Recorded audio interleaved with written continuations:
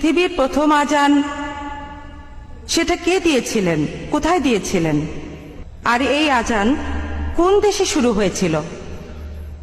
বোন, আপনি প্রশ্ন করলেন যে আজানের উৎপত্তি কিভাবে হয়েছে, কোন দেশে হয়েছে, আর সেটা কিভাবে শুরু হয়েছে।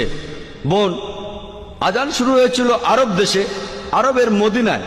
আর সহিহ হাদিসে উল্লেখ করা আছে যে মদিনায় মসজিদ তৈরি করার পর নবীজি এবং সাহাবারা সালাতের ব্যাপারে আলোচনা করছিলেন, কিভাবে মানুষকে আহ্বান করা হবে। কেউ কেউ বলল ড্রাম বাজাও, কেউ বা বলল শাক বাজাও, এক একজন এক এক কথা বলল। হাদিস বলছে তখন একজন লোক, সেই লোক তার স্বপ্নের মধ্যে আজান শুনল। সে শুনল আজানের আওয়াজ, যেটা আমি আগে বলেছিলাম মানুষের কণ্ঠে।